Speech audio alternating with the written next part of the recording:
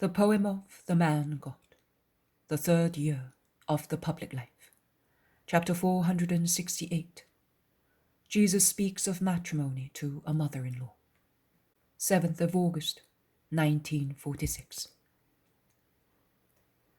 The fertile woody mountains where Giscala is situated afford refreshment of greenery, breezes, water and views, which are varied and beautiful according to the different directions of the road. To the north is a series of wooded summits covered with the most varied green shades. I would say that the earth seems to rise towards the blue vault of heaven, offering it in grateful homage for the waters and sunbeams granted by it, all the vegetable beauties of nature. To northeast, the eye stops fascinated, contemplating the jewel of the great Hermon, which changes its color according to time and light, and raises its highest peak like a gigantic obelisk of diamond, of opal, of very pale sapphire, or of very delicate ruby, or of lightly hardened steel, according to whether the sun kisses it or leaves it, and the ruffled clouds blown by winds cause play of light on its perpetual snow. Then the eye descends along the emerald slopes of the tablelands, along ridges, gorges, and peaks, which are at the base of the royal giant.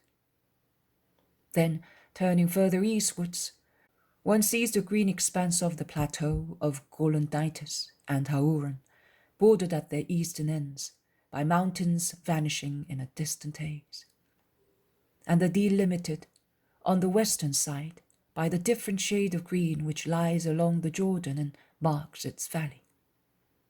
And closer at hand are two lakes, as splendid as two sapphires, the lake of Merom within the low circle of a well-watered plain, and the lake of Tiberias, as graceful as a delicate pastel amid the hills surrounding it, different in shape and shades, with its shores perennially full of flowers. An eastern dream with groups of palm trees waving their tops in the breeze from nearby mountains, the poetry of our lakes most beautiful for the calm of their waters and the cultivations of their shores. And then to the south, Mount Tabor with its typical summit, and the little Hermon, completely green, watching over the plain of Israelin, the vast extent of which is revealed by the long horizon, uninterrupted by mountain chains, and further down to the south, the high, powerful mountains of Samaria, stretching beyond man's sight towards Judea. The only one which is not visible is the western side, where Mount Carmel must be, and the plain stretching to the north towards Ptolemy, both hidden by a mountain chain higher than this one, so that they cannot be seen. It is one of the most beautiful sights in Palestine. Jesus is proceeding, following the road among the mountains, at times all alone, at times joined by this or that apostle. He stops once to caress a shepherd's children who are playing near the flock, and he accepts the milk that the shepherd, who had recognized him as the rabbi described by other people who had seen Jesus, wants to give him, saying, "For you and your friends." He stops again to listen to an old woman who, not knowing who he is, tells him her family troubles caused by a daughter-in-law who is shrewish and disrespectful. Although he pities the old woman, Jesus exhorts her to be patient and to convince her daughter-in-law to be kind through her own kindness. You must be a mother to her, even if she is not your daughter. Be sincere. If instead of being your daughter-in-law she were your daughter, would her faults appear to you so grave? The old woman ponders, and she then confesses, "No, but a daughter is always a daughter." And if one of your daughters should tell you that in the house of her husband her mother-in-law ill-treated her, what would you say? That she is bad, because she ought to teach the customs of the house, as every house has its own, kindly, particularly if the wife is young, I would say, that she should remember when she was a newlywed bride herself, and how pleased she was to be loved by her mother-in-law, if she had been lucky to have a good one, and how she had suffered if she had had a bad one, and that she should not make her daughter-in-law suffer what she had not suffered, or not make her suffer because she knows what it is to suffer. Oh, I would defend my daughter. How old is your daughter-in-law? She's 18 years, Rabbi. She has been married to Jacob 3 years. She's very young. Is she faithful to her husband? Oh, yes. She is a stay-at-home, and she is full of love for him, and for little Levi, and for the little girl whose name is Anne, like mine. She was born at Passover. She's so beautiful. Who wanted her to be named Anne? Mary did. Levi was the name of the father-in-law, and Jacob called his first son after him. And when Mary had the girl, she said, "We will give her the name of your mother." And do you not think that that is love and respect? The old woman is pensive. Jesus insists. She's honest. She's fond of her home. She's a loving wife and mother. She's anxious to make you happy. She could have given her daughter the name of her own mother. Instead, she called her after you. She honors your house with her behavior.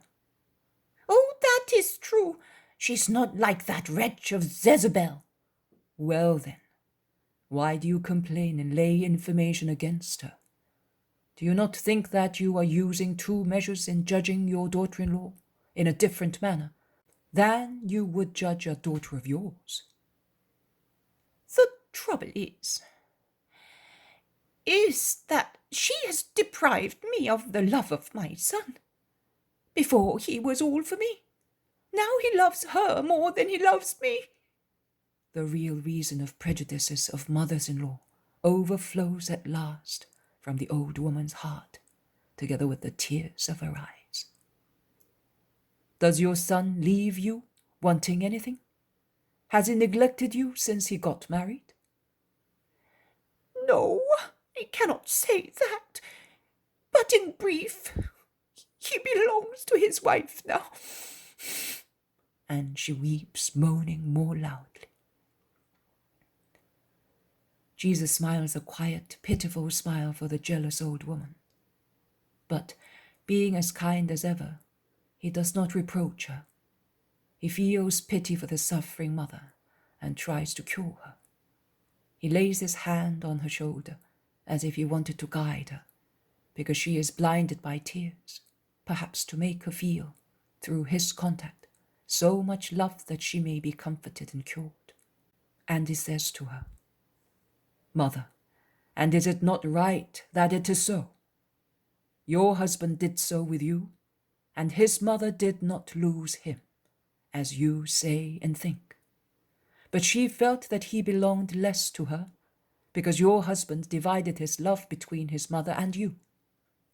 And your husband's father, in his turn, stopped belonging completely to his mother, to love the mother of his children. And so on from generation to generation, going back in time to Eve, the first mother who saw her children divide, with their wives, the love which they previously had exclusively for their parents. But does Genesis not say, 'This at last is bone from my bones and flesh from my flesh'? This is why a man will leave his father and mother and will join himself to his wife, and they will become one body. You may object. It was the word of a man. Yes, but of what man? He was in the state of innocence and grace. He thus reflected without any shadow the wisdom which had created him, and he was aware of its truth.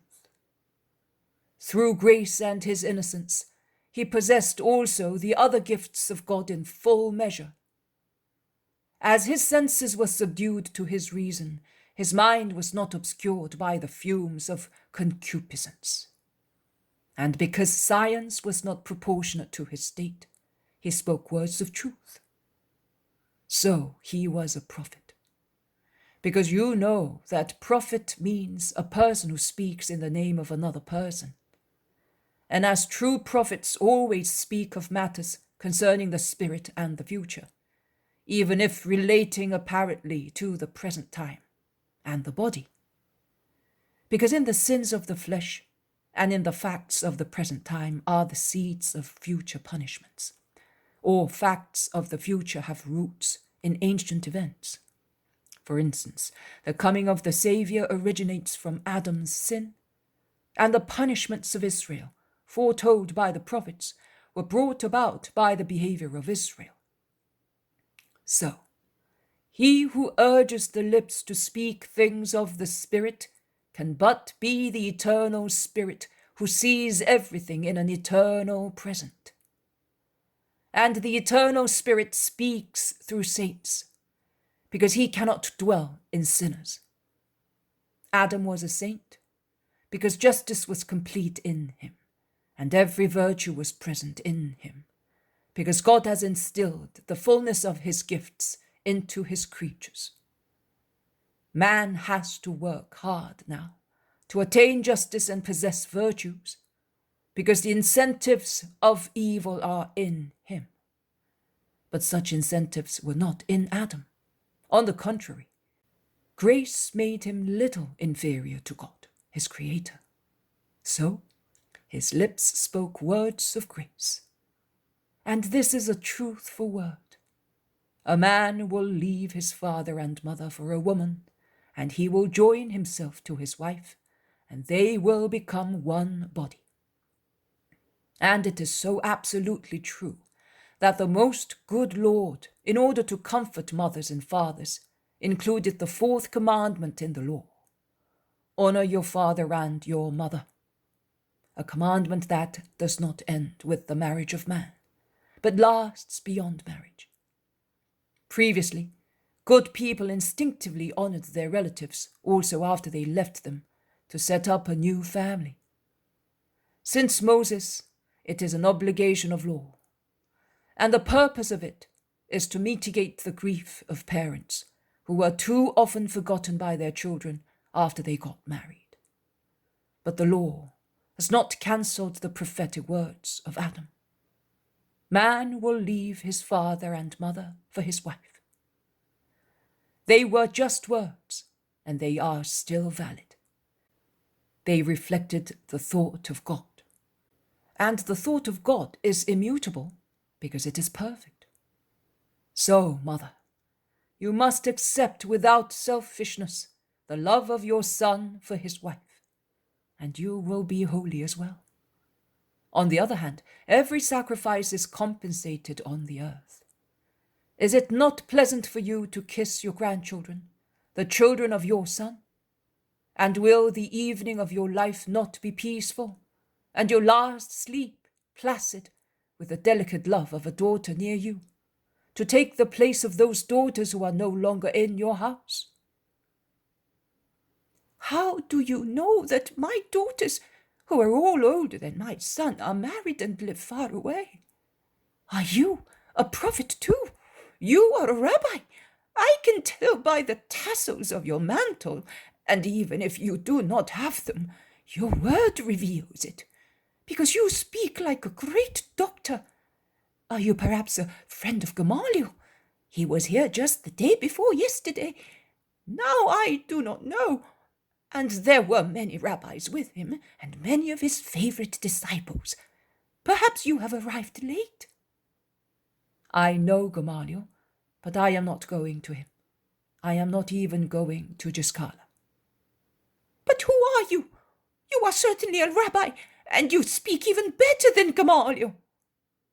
Then do what I told you, and you will have peace. Goodbye, mother. I am going on my way. You are certainly going to town. Yes, mother, the other rabbis are not so humble with a poor woman. She who bore you is certainly holier than Judith, if she gave you such a kind heart for every creature. She is holy indeed, tell me her name? Mary. And yours? Jesus. Jesus! The little old woman is bewildered with astonishment. The news has paralyzed her and riveted her where she heard it. Goodbye, woman. Peace be with you. And Jesus goes away quickly. He almost runs away before she may recover from the shock. And the apostles follow him with vigorous strides amid much fluttering of garments, in vain, chased by the shouts of the woman who implores, "Stop! Rabbi Jesus, stop! I want to tell you something!"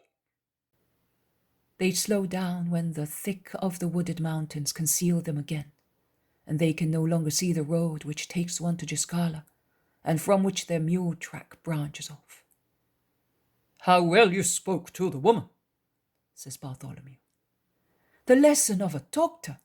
A pity that she was alone, remarks James of Alphaeus. "I want to remember those words," exclaims Peter. "The woman understood, or almost. After your name, now she will talk of you in town," says Thomas. "Provided she does not tease the wasps hurling them after us," murmurs Judas of Kerioth. Oh, we are far away now, and one does not leave traces in these woods, so we shall not be troubled, says Andrew optimistically. Even if we were, I restored peace in a family, Jesus replies to everybody. "How peculiar they are. Mothers-in-law are all alike," says Peter. "No, we have met some good ones. Do you remember the mother-in-law of Jerusha of Docco, and the mother-in-law of Dorcas from Caesarea Philippi?" "Of course, James, there are some good ones," agrees Peter, but he certainly thinks that his mother-in-law is a torture. Let us stop and eat. Then we will have a rest, so that we may arrive at the village in the valley before night, orders Jesus. And they stop in a green dell, like the inside of a huge emerald green shell, encrusted in the mountain and open to receive pilgrims in its peace. Light is mild, despite the time of the day, as tall mighty trees form a rustling vault over the meadow. And the temperature is mild, because of the breeze blowing from the mountains. A little spring pours a silvery stream between two dark rocks, and murmurs in a low voice, disappearing among the thick herbs, in a tiny bed which it has dug, about a palm wide, and all covered with the stalks growing on the banks, and waving in the light breeze. It then descends in a tiny waterfall on a rock below. The horizon, as seen between two large tree trunks, looks hazy and distant towards the mountains of Lebanon, and is wonderful.